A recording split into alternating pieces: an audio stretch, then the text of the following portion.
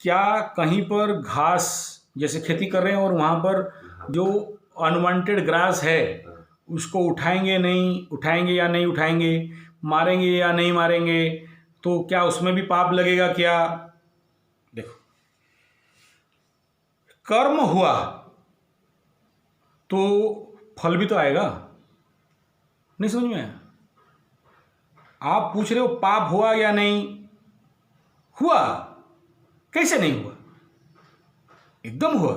हर एक कर्म के पीछे हुआ मतलब उसका मतलब उठाना नहीं चाहिए। पाप नहीं होने के लिए जो पाप नहीं होने का है उसका रिमेडी क्या था? वो घास को उठाना नहीं है। नहीं, आप तो ये कह रहे हो कि पानी में हम तैरेंगे तो डूबेंगे कि नहीं? मैं वो क्वेश्चन नहीं था मेरा। हाँ, क्या पाप तो हुआ बोल रहे हैं। हाँ, तो पाप हुआ तो नहीं करोगे क्या? हाँ, यही कहना चाहते हो ना कि पाप तो नहीं तो हम तो चल के जा रहे हैं ना, यहाँ से एक कदम चल के जा रहे हैं। रिमेडी था और नहीं हमने का रिमेडी था उठाना नहीं है। मैं वही तो कह रहा हूँ। तुम तो जो फिर घास में पहले क्वेश्चन में था घास उठाना नहीं, आप बोल रहे हो कॉन्ट्राडिक्ट हो रहा है। पहला बिंदु को समझो पहले। हम अगर चल के जा रहे हैं तो वहाँ भी बहुत सारे कीड़े मर रहे हैं, मकोड़े मर रहे हैं। श्वास ले रहे हैं तो वहाँ भी बहुत सारे अनदेखी, इसलिए जैन धर्म वाले यहाँ पर लाल सफ़ेद कपड़ा बांध के बैठते हैं कि नहीं मरें। वो किसी पानी के ऊपर पेशाब करते नहीं हैं, खाली पैर में 1000 किलोमीटर चल के जाते हैं, झाड़ू लेके ऐसे ऐसे करके चलते हैं। रात को दिया नहीं जलाते हैं, रात को खाना नहीं खाते हैं, रात को आग नहीं जलाते हैं। The rules are there. अगर जैन धर्म के दृष्टि से डिग्री एंगल से देखोगे, नेचुरली खेती नहीं करना चाहिए। भूखे रहो, हवा खा के रहो, नहीं। अब आपका सीधा सीधा प्रश्न ये है, अगर घास खींचने से पाप लगेगा, खेती करने से पाप लगेगा, तो हमें खेती नहीं करना है, घास नहीं खींचना है। करना ही नहीं करना। हाँ, वही तो कह रहा हूँ। और इसीलिए भारतीय परंपरा और विधान पे इस प्रकार के पापों से बचने के लिए, इवन देखो सबसे बड़ा पापी कौन अगर ढूंढा जाए तो घर के जो माताएं हैं, क्योंकि आग जलाते हैं, खाना बनाते हैं, उस चावल के अंदर, उस रोटी गेहूं के अंदर कितने सारे छोटे जीव रहेंगे, सब पीसेंगे, अंडा होगा, पीसेंगे, मरेंगे। समझो, सब्जी बना रहे हैं, सब गोभी बना रहे हैं, गोभी के अंदर कीड़ा है, छोटे छोटे और भी कण जीव हैं, मशरूम जो छत्तू है, मशरूम कुकुरमुत्ता, वो तो उसको तो सीधा सीधा जीव हत्या कहा जाता है कि वहाँ तुरंत नेचुरल प्राण है और उसको हत्या कर दिया जाता है। और यहाँ तक तो आगे नेचुरोपैथी बोले कि स्प्राउडेड नट्स, जो चना खाते हो उसका जो गजा निकलता है, स्प्राउड क्या बोलते हैं उसको, अंकुरित, उसको हत्या भी जीव हत्या में चला गया। फिर कुछ मत खाओ, भूखे रहो, हवा खाओ, खा के रहो। कौन मना कर रहा है? मैटर वहाँ नहीं है, मैटर यहाँ दो है। पहला बात यह है कि जो माताओं को खाना बनाने के बाद उनको क्या कहा जा रहा है, प्रायश्चितार्थे बलिवैश्य यज्ञ, कि अग्नि में खाना बनाने के बाद आपको पंच आहुति दे के अग्नि पे आपको क्षमा प्रार्थना करना, देवताओं को भोजन करवाना, और उसमें वो जो आहुति का मंत्र है, ठीक है, और जो नामाग्नि है, कहीं वैश्य नामाग्नि, कहीं पार्वती नामाग्नि, ऐसे करके जो अग्नि है, उन अग्नि को, जिसका घर में जो अग्नि पूजा होता है, जिस अग्नि पे ब्राह्मण का घर का अलग अग्नि रहता है और अलग अलग रहता है, उसको बलि वैश्य देना है, 5 आहुति देना है। गुड़ और घी मिला के उसमें डाला जाता है। वो एक कर्म है जिसको बोलते हैं प्रायश्चित कर्म की। हे अग्नि देवता, आपके लिए भोजन बनाया, हम लोग जिंदा रहने के लिए आपको दे रहे हैं, भक्तिपूर्वक दे रहे हैं। मंत्र जानते हो तो मंत्र में, मंत्र नहीं जानते हो तो बिना मंत्र में ऐसे बोल के अग्नि को दिया जाता है, जिमाया जाता है। अभी तो गैस में खाना बन रहा है, कौन अग्नि में देगा? और नहीं देने के कारण घर घर में माताएं बीमार पड़ रहे हैं, उसका दंड भोग रहे हैं। किसी का कमर दर्द, किसी का घुटना दर्द, किसी का गर्दन दर्द, किसी का पेट दर्द, किसी का सर दर्द, किसी का पागलपन, किसी का घर में झगड़ा, किसी के घर में डिवोर्स हो रहा है, दंड भोग रहे हैं। अब जो प्रश्न आया, क्या हमें पाप लगेगा? हाँ लगेगा। फिर उसके लिए अगला लाइन बता दिया गया, प्रायश्चित कर्म करना है। कर्म का भाग कैसा, क्या क्या है? नित्य नैमित्तिक कर्म, और कभी कभी करने वाला कर्म, और प्रायश्चित कर्म, ऐसे करके कर्म का कर्मयोग जब पढ़ाएंगे तो उसके ऊपर डिटेल जाएंगे। नैमित्तिक कर्म, आगामी क्रियमाण कर्म, उसमें ये कर्म आता है कि मैंने तो गलत कर दिया। डिपेंड आपका इंटेंशन क्या है वो चल जाएगा, मोटिव इंटेंशन ऊपर वो हाँ नहीं, नेचुरली मोटिव और इंटेंशन तो है ही। है उसका, पर उसका डिसाइड हो जाएगा। हाँ मोटिव इंटेंशन तो है, लेकिन देखो अर्जुन इतने सारे मारा, फिर जब स्वर्ग जाने का टाइम में युधिष्ठिर का भी एक उंगली नरक में गिरा। तो ये जो बेस है ना, इसका ठीक ठाक करोगे तो परिणाम है, नहीं ठीक करोगे तो ठीक है, भोग लेंगे, क्या होगा, कर्म भोगना है भोग लेंगे, पाप लगेगा ठीक है, क्या करेंगे। लेकिन खतरा कब होता है जानते हो, जब इस जन्म का पेंडिंग कर्म अगला जन्म में बार्थ चार्ट में निकलता है। अभी सोचो तुम किसी, अभी ये देख रहा था वो 12th हाउस बृहस्पति, ब्रह्मदोष ऐसे लगा, ब्रह्मशाप दोष ऐसा कुछ हुआ है, वो उस उम्र का लड़की का शादी नहीं हो पा रहा है, या शादी हो गया तो उनके घर में झगड़ा हो रहा है या डिवोर्स हो रहा है। तो ये बृहस्पति के कारण, सुख शांति देने वाला तो बृहस्पति है, और उसके कारण उसको दंड भोगना पड़ रहा है। तो कहाँ से लाया, पेंडिंग कर्म 12th हाउस से लेके गया। 12th हाउस का पेंडिंग कर्म अगला जन्म में भोग नहीं पाया था, इस जन्म में भोग रहा है। ये तो कोई कुछ लगा है सब कुछ, सुख खाना है, काटना तो पड़ा, छेदन तो हो गया उधर। हाँ देखो ये बहुत अच्छा बात की, जीवे जीवस्य भोजनम, जीव ही जीव का भोजन है। शेर हिरन खाएगा, हिरन घास खाएगी, हम लोग को तो खाना पड़ेगा। हाँ हमें खाना है, जिंदा रहने के लिए तो पक्का खाना है। खाना हाँ अब तुम कहोगे कि मैं अमरूद तोड़ा खाया, पाप लगा कि नहीं। वही तो डाली को खाया जो छेदन करके, तो खाना भी पड़ेगा, नहीं खाने से तो नहीं, फिर हवा खाओ बोला ना, हवा खाओ। छेदन का पाप लगेगा ना। देखो पाप पुण्य बेस्ड ऑन योर मोटिव, ये बात एक पहला सूत्र समझ लो, मोटिव इंटेंशन, आपका मकसद क्या है। दूसरा एक फिल्म देख लेना एकलव्य, उसमें अमिताभ बच्चन जी हैं और वो सैफ अली खान है, और उसमें एक डायलॉग धर्म क्या है, वो धर्म का डेफिनेशन लौकिक स्थिति पे क्या होना चाहिए उस फिल्म का पॉइंट में दिया है। मैं यहां बोलना नहीं चाहूंगा, मैं चाहता हूं कि मैं अगर बोल दिया ना आपको उत्तर मिल गया, मजा नहीं आएगा। आप पूरे फिल्म का थीम को देखोगे और उसे फील करोगे तो आपको समझ में आएगा धर्म उस फिल्म के डायमेंशन से राइटर, डायरेक्टर, फिल्मकार क्या बताना चाहता है समाज को, क्या मैसेज दे रहा है। तो ज्योतिष के अनुसार धर्म का अर्थ क्या है, 9th हाउस, फिल्म के अनुसार धर्म का प्रतिपादन क्या कर रहा है। और जो आप पाप उतना देर से चिल्ला कर रखे हो, जिस पाप का परिणाम अभी मेरे को ये भोगना पड़ रहा है, तो अभी क्या आप सुख में हो, शांति में हो, आनंद में हो? अगर नहीं हो, क्यों नहीं हो? और लोग बोलते हैं समय आने से दंड मिलेगा, खाक मिलेगा, अभी का यही मिलता है और अभी मिलता है। जो लोग बोलते हैं ना कि आगे कब मिले वो भूल जाओ, वो तो जब आएगा आएगा, वो परिपाक दोष हो, मतलब आपका कर्म फल पकेगा और आपके पास आएगा। अभी तुरंत त्रिमुहूर्ते, त्रिदिवे, त्रिपक्षे, त्रिमासे, त्रिवर्षे, 3 मुहूर्त के अंदर, 3 सेकंड के अंदर आपको फील हो जाएगा। लेकिन मोटा खाल है तो वो जो राइनो समझते हो, गंडार बोलते हैं जिसको, मोटा चमड़ा, गोली भी मारो नहीं घुसता है, उसको गुदगुदी करोगे ना, तो आज गुदगुदी करोगे 3 दिन के बाद याद आता है, हंसता है। मोटा खाल है, कॉन्शियसनेस नहीं है, पशु हो, ढोल गधा डैश डैश, उस लेवल का चेतना है। दंड तो मिला लेकिन तुम्हें अनुभव नहीं हुआ, समझो, दंड तुम्हें मिल रहा है, अनुभव नहीं हो रहा है।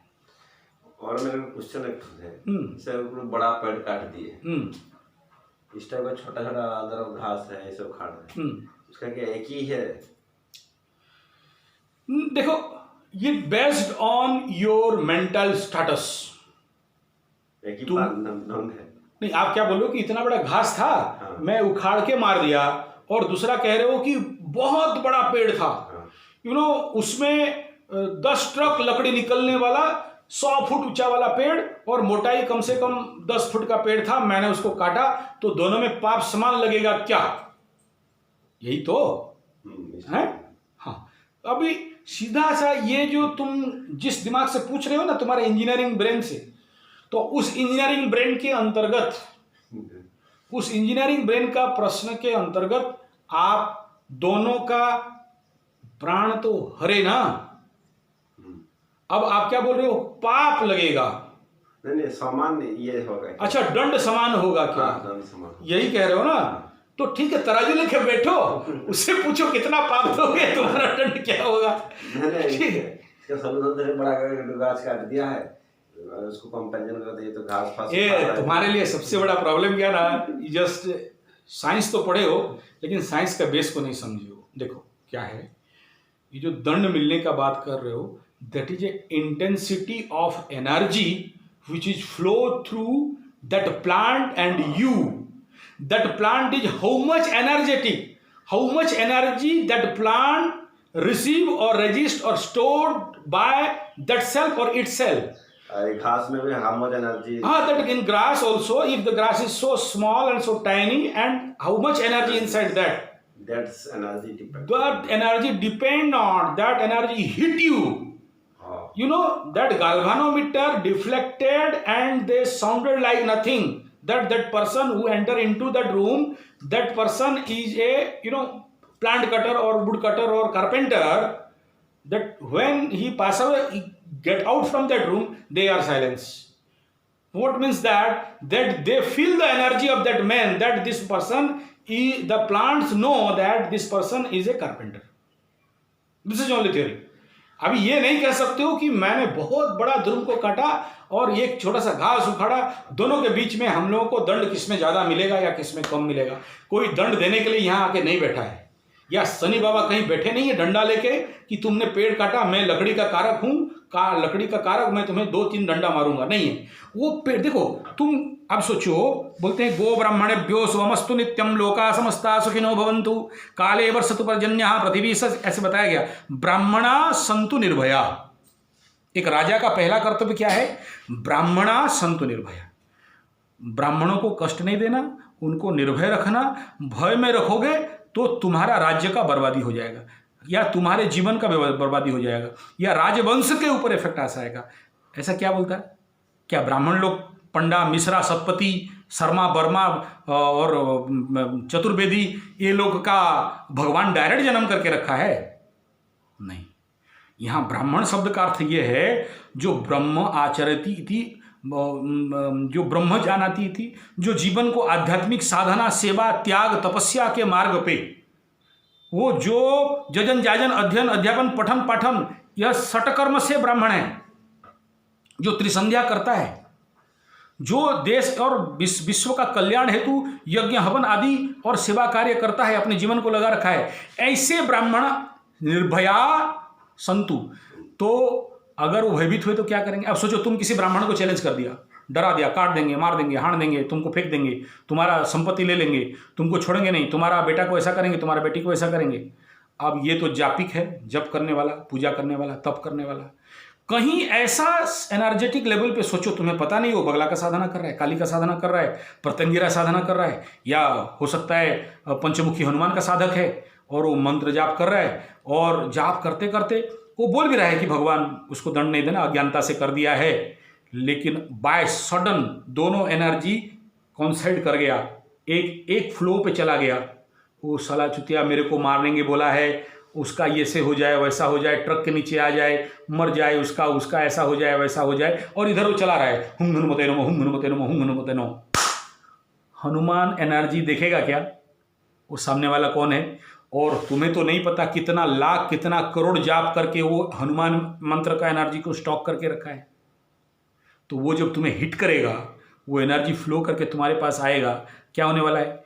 अब तुम ये कहोगे कि इस समाज का जो सबसे निचला जात है उसको हत्या करना और एक ऐसे ही ब्राह्मण को हत्या करना, दोनों में पाप किसको ज़्यादा लगेगा?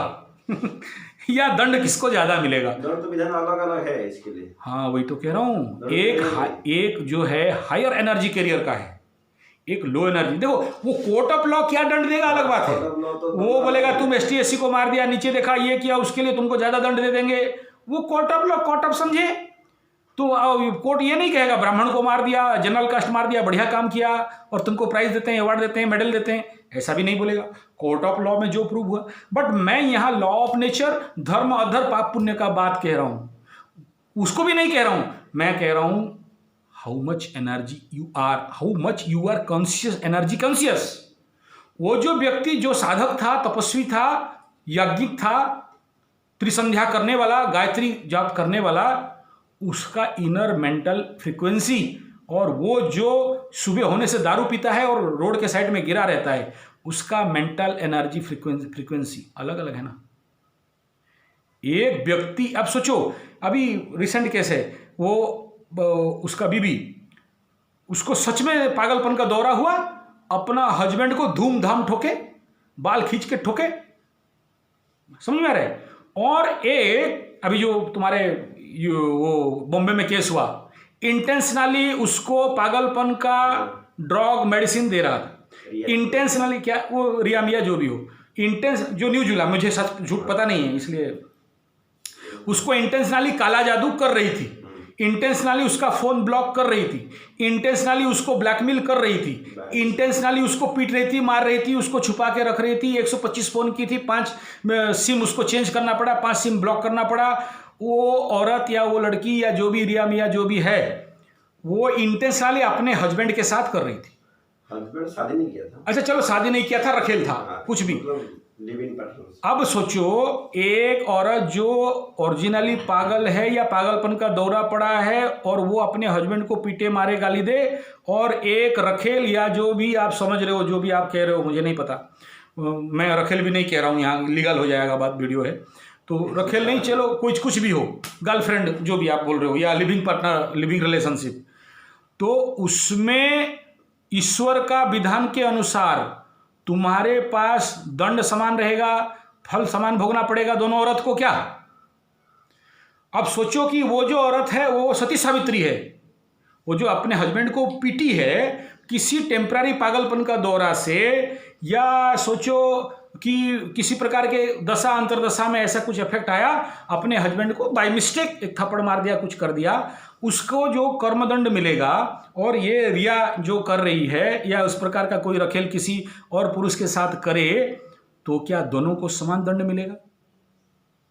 दोनों के लिए समान बाधा दिया जाएगा? नहीं ना, वो डिपेंड करता है the intensity, the energy frequency, how much he और she is the carrier of that good और बैड एनर्जी।